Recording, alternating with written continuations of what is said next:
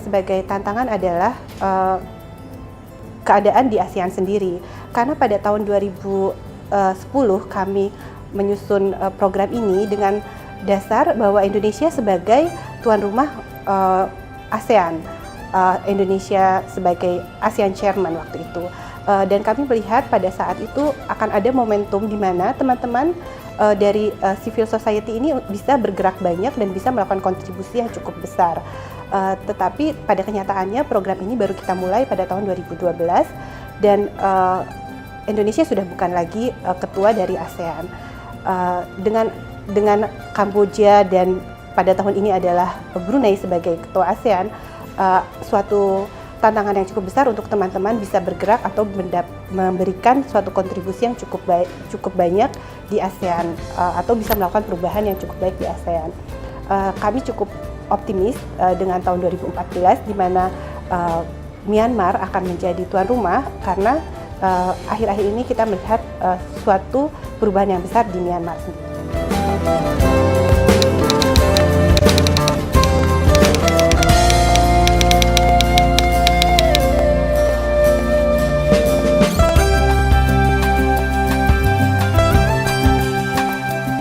Tantangan paling besar dalam partnership di Building Bridges for Better Spending in Southeast Asia ini adalah dua level, yaitu pada tingkat organisasi dan pada tingkat negara atau konteks. Pada tingkat organisasi terdapat perbedaan yang cukup tajam dari segi skill, dari segi pengalaman, dan dari segi resource atau sumber daya. Sementara dari segi negara atau konteks itu adalah masih adanya negara-negara yang belum terbuka di dalam memberikan kemudahan-kemudahan untuk melakukan riset. Ya, contohnya seperti misalnya negara di Kamboja atau Vietnam itu sangat sulit untuk mengakses dokumen-dokumen yang diperlukan untuk menjalankan riset khususnya yang terkait dengan Public Expenditure Tracking atau PETS.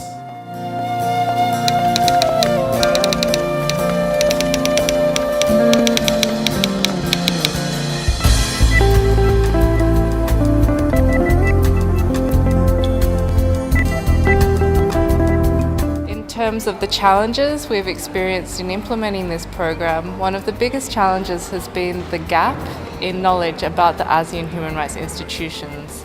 They're relatively new institutions, they don't have many resources to promote themselves, and so a lot of our work has been telling our partners about what these institutions are and what they're doing.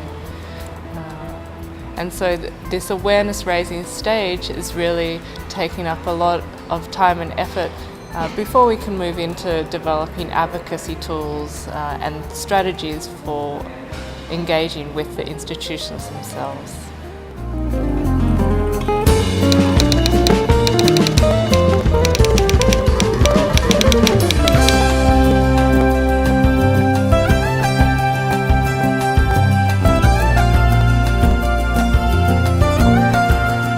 Tantangannya saya pikir adalah pertama, isu disabilitas itu bukan isu yang cukup familiar ternyata di kalangan ASEAN gitu, karena kan ASEAN punya banyak isu gitu, jadi isu disabilitas itu cenderung terlupakan. Nah, jadi itu tantangan yang pertama, jadi mengenalkan terlebih dahulu isunya, apalagi kemudian agenda secara spesifik berbicara mengenai partisipasi politik, itu lebih lagi gitu, ngapain nih disabilitas ngomong mengenai partisipasi politik.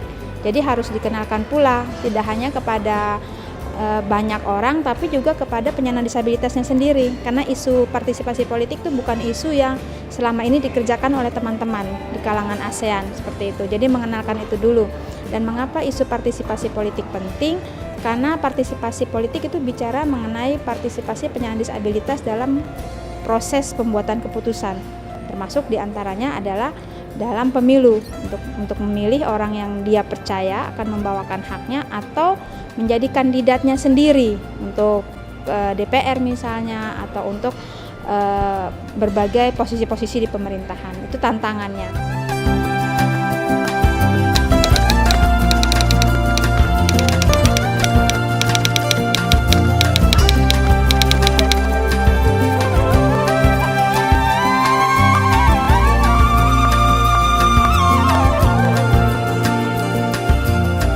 Tentu saja karena ini baru menginjak tahun kedua dan seperti sudah diketahui bahwa Power ini merupakan kemitraan yang dibangun betul-betul baru, jadi masih banyak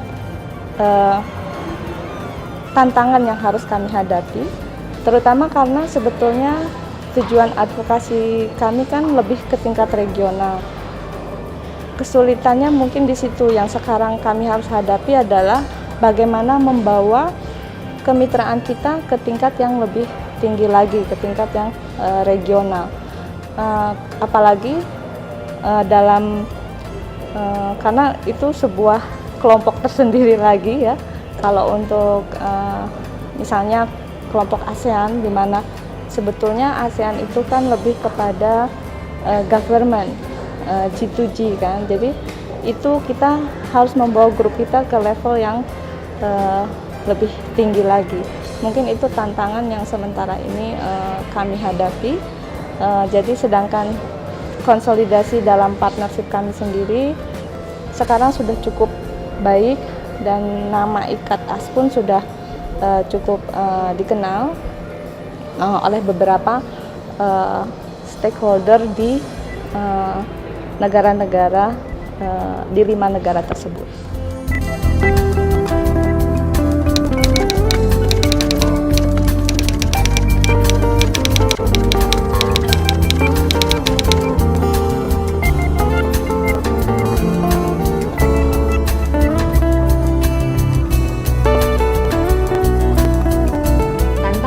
Dihadapi oleh program Asia Calling di bawah IKAT-AS adalah bagaimana program ini terus berjalan mencapai tujuannya, tetapi juga dengan memahami satu persatu kondisi sosial politik di negara Asia Tenggara yang sangat berbeda-beda.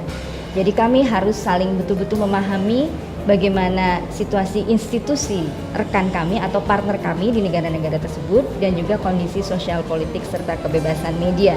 Disitulah fleksibilitas harus terjadi, bagaimana kami memahami, tetapi juga memahami masing-masing negara, tetapi juga memahami tujuan yang ingin dicapai, dan di situ kami harus bisa melakukan fleksibilitas, kalaupun sampai harus melakukan perubahan terhadap rencana-rencana yang sudah dibuat, tetapi dengan diskusi dan pemahaman yang sama-sama dengan partner kami, maka kita melakukan perubahan asalkan tercapai tujuan yang telah ditetapkan sebelumnya.